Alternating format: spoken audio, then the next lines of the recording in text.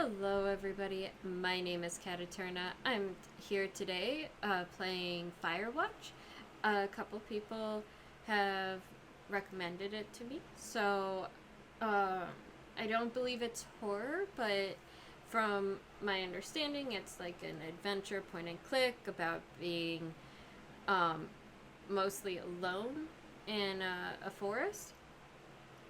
I love point and click adventure games. They are definitely one of my favorite genres. So let's get to it then. New game. Empty.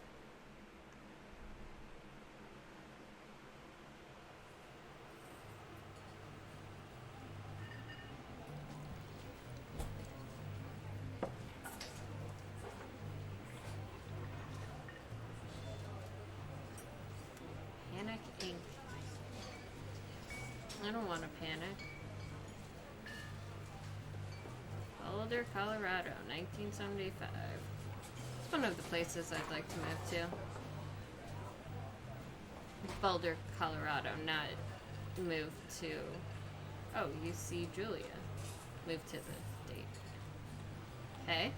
Oh, I have to click.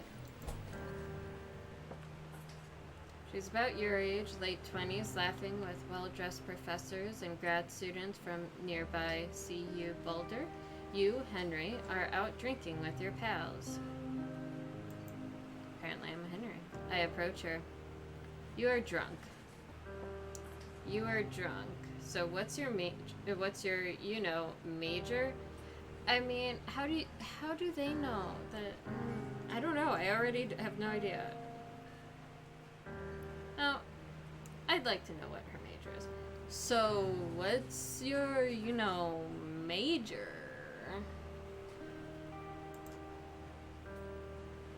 You slur the word major and it smells like cores. You give an awkward smile. Hi. Evolutionary biology, she says, and I'm a professor.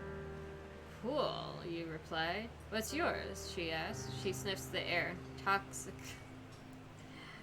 Toxicology? Was that a burn, you ask? She says definitely. Worried she hurt your feelings, she asks you if you want to split a cheeseburger. 1 week later, you are Julia's boyfriend. Aww. True love. See?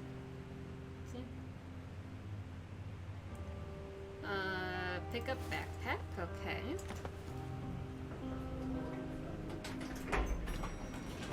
Look at that. Ooh, I have a body. Okay. Normal controls. I love this music. It's just so calming. Oh, I always worry about. Where's the light coming from? Okay.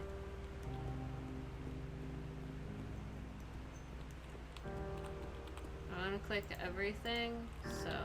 Oh, no, I don't want. Oh, load gear. You couldn't have just put that on your front seat? Just saying. You dated for over a year. She drives you absolutely nuts. It's great. You move in, you share an apartment near the school with a view of the mountains. You two drink beers out on the deck. You drink beer just about anywhere. Life is good. Oh. Okay. Julia wants to get a dog. Heck yeah. There's a scruffy, undersized beagle. Julia's in love. She wants to bring it with her to class.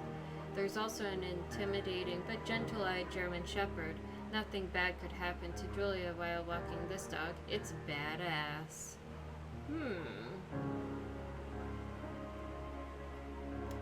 I'm gonna give Julia what she wants. Pick the beagle. Little beagle named Bucket. Bucket's a good dog, and a week later, you've totally forgotten about the other one. Julia loves him. You love him too. 1979. You talk out on the deck. It's summer, 9:30 p.m., and the heat still radiates off of the high desert.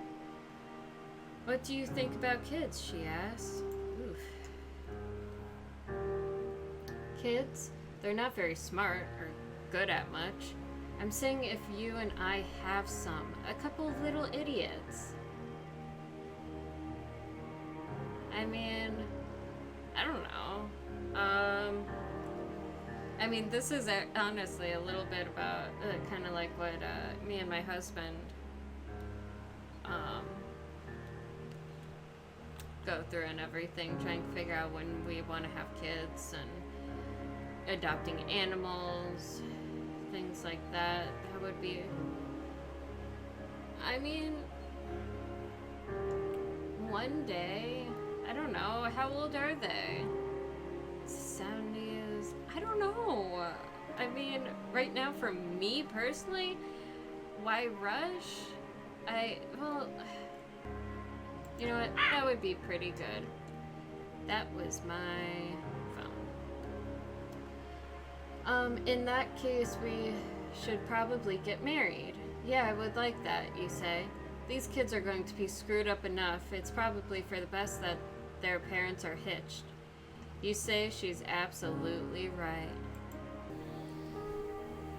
Okay. Ooh, it's pretty. Let's see. 2 Forks. Thoroughfare, trail ahead. 2 Forks, region overview. Let's see. Okay. Do not forget to check in. You're in their country. Learn to live with bears. No fireworks, that's fair. Thoroughfare trail is not recommended for inexperienced hikers. Well, good thing that I am not experienced. I mean, me personally. It's been years since I've gone hiking. It's very pretty. Oh. 1980. It's a Thursday night and Julia is 4 hours late. She doesn't call. You're worried and getting angrier by the minute. She walks in after you've gone to bed. Trouble in paradise? She's not quite drunk, but she's clearly been having a fun time. You fight when she gets between the sheets. You get mad or you ignore her.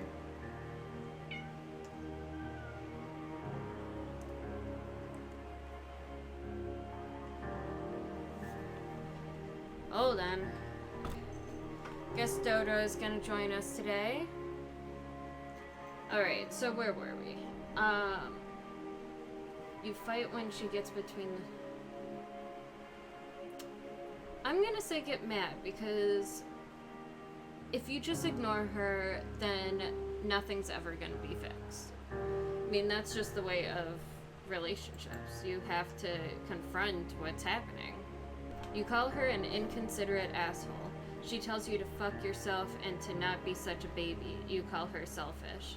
She knows you mean it, and it hurts her feelings. Damn! 1981. Julia still likes to draw. She draws plants from her research. She draws all the places you go. She draws you. You pose and flex like He-Man. You frolic like a... You frolic like a Victoria's Secret model. Yes. Very nice.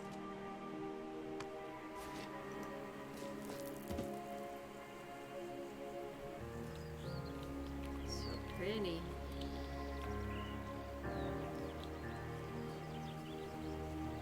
Tis this. 2 Forks, 8 miles fire lookout. Okay. Spacebar to climb over. Okay, bye Dodo. Please don't lay on my power cord. Hop over.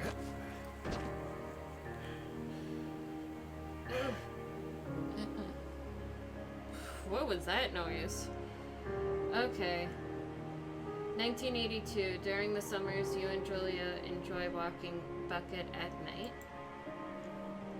There's a festival in town. It brings in folks from faraway places. One of them tries to mug you with a knife. Okay, that escalated. Bucket gets kicked. Fuck the dog. She gets flustered and has trouble. She gets flustered and has trouble speaking when she is stressed. You confront the attacker. Well, damn. Okay, so I should have gone Mayhem, I think the German Shepherd was called. Shit.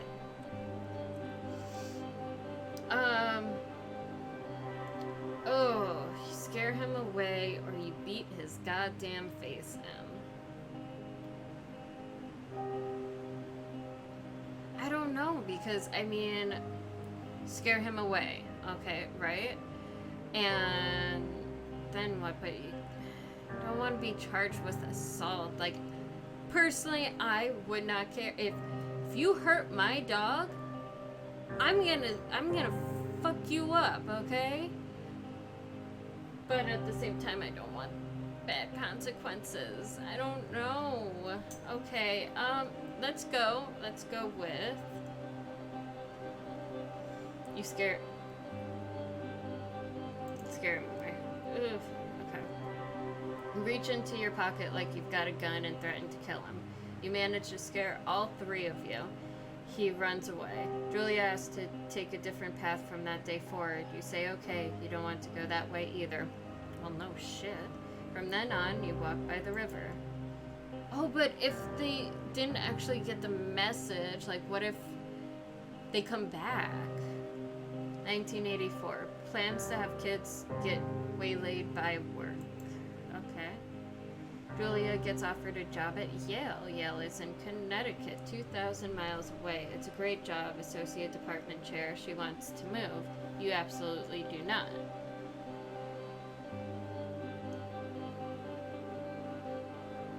Oh, see, convince her not to. She commutes back and forth? I'm sorry, but I get that you don't want to move, but at the same time, if it's a great job, I mean, I don't know the circumstances. What does he do for a living? Would he be able to... I don't want to convince her not to take the job, though. But if she's commuting back and forth, that's going to draw them apart. Okay, what the hell game?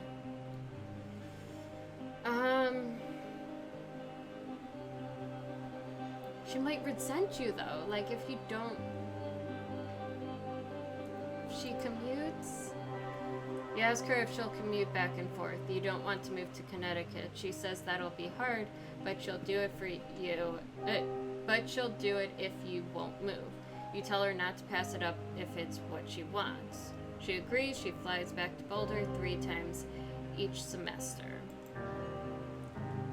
See, I mean, I get that, like, there are a lot of factors involved with moving, right? I personally, like, this is hitting me real hard, you know, with being in a marriage and everything. Making these decisions, or just like relationships in general. You don't have to be married to be in these situations. Julia is sent home from Yale on paid leave after having an episode. She lost it on a colleague for borrowing books that were important to her research. She didn't remember she had happily loaned them to him just 2 days prior. She was found crying in the stairwell. You say that maybe you guys should talk to someone about it. You make macaroni and drink wine and try to forget about it. No. Like I said before, you always confront. You're not gonna just... No. After seeing multiple doctors and having many tests, they are worried that Julia might be suffering from early onset dementia. She is 41.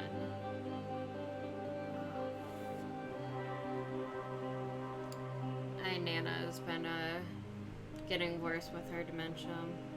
Sorry, I'm like telling you guys my whole life story in this episode. You both decide to keep it a secret for now. 41. That is early. That is like hella early.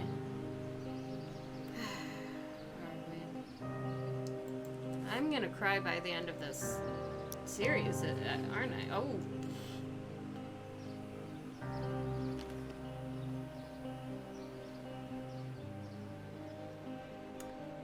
We're not gonna talk. I didn't even see what was written there.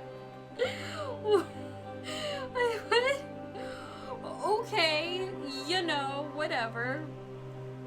Bucket is getting older. Julia comments that it's kind of nice because he gets in less trouble around the house. Oh, that picture. Oh, was that would have been her journal, right? I'm assuming, because flaunting it like a Victorian secret girl. So that's me, I guess. I'm a handsome man. Julia comments that it's kind of nice because he gets in less trouble around the house. A week later, she goes back to university. Bucket's gonna die while she's at university, isn't he? I just know it. 1987, Julia's affliction gets worse. She can't remember things in class. Her research is in shambles. She drives her car to the next town over for no particular reason and has to be brought home by the police. She is devastated. She is sent home on permanent medical leave. Some days you get the Julia who calls you a dope and your unborn children little idiots. Other days you get a stranger. She pulls you into bed to make love. After 5 minutes, she goes into a panic, believing her dad is at the door. You tell her family. They are crushed and begin to make trips to and from their home in Australia to visit her.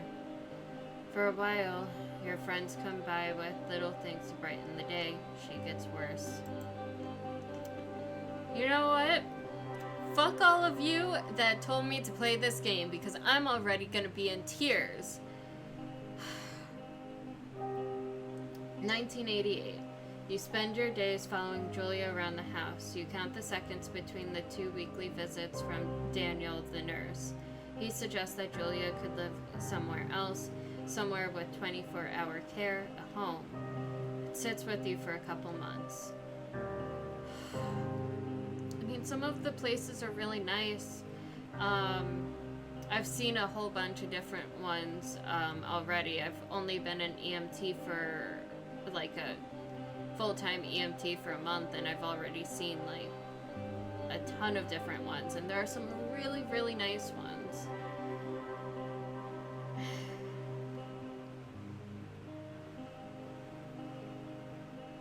But she needs the care. Like, I don't want to...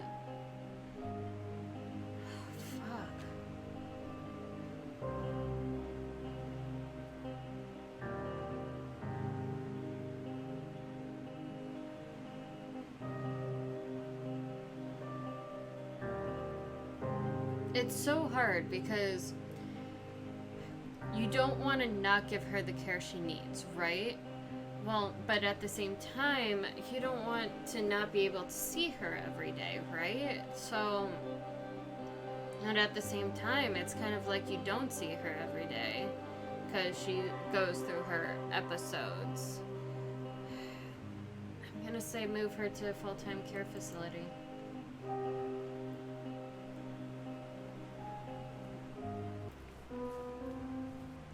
You know, it's tough. I mean, dementia is so rough on the person itself. It's draining, physically, mentally, for obvious reasons. Hi! That was a weird jump. Okay. And then, but also,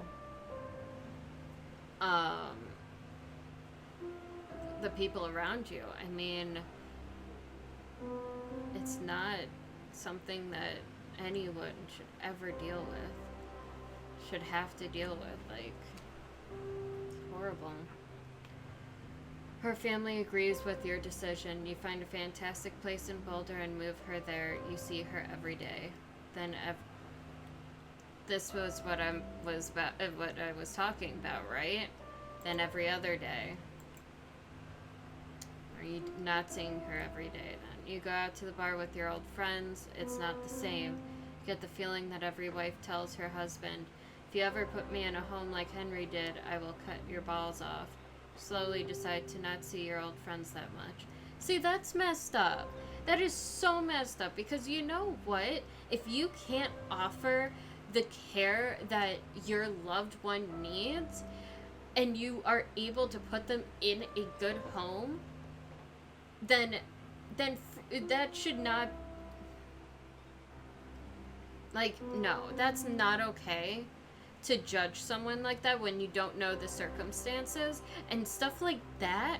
I mean, if you have to go and work, or if you have to go for your own doctor appointments and stuff, it's gonna be tough to have someone that needs 24/7 care to have to wake up not knowing if she even knows who you are. Like that, because like I just said, it's not just the person that, obviously it affects the person inflicted by it more, but it also affects the people around them, because there's so much in decision making with that sort of thing, and for someone to say something like that is so fucked up. I don't blame him for deciding not to see friends very much. 1989. Julia's sister Susan moves to Boulder to be close to her. She visits her every day. You go with her some of the time. Susan buys you an old typewriter and urges you to use it if you won't see a therapist. You won't. You've always really liked Susan. Oh, is this gonna go where I think it's gonna go?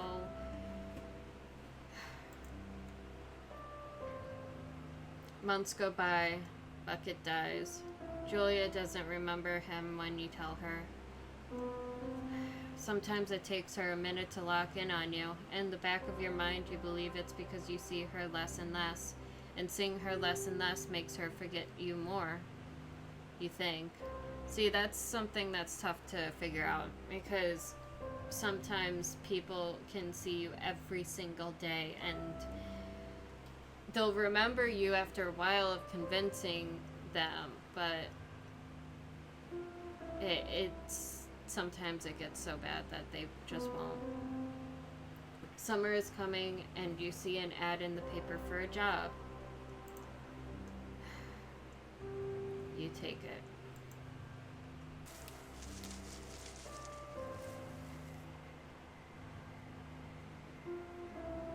Okay. Well, I think I'm gonna end it there. So, man, what the heck? I didn't really know too much about what was happening, and like what this game was about, so I was not expecting the feels. I did not prepare myself for the feels like that. Damn. Okay, well, that's about it. So, subscribe, like, comment, ring that bell. Other than that, thank you so much for watching. Bye!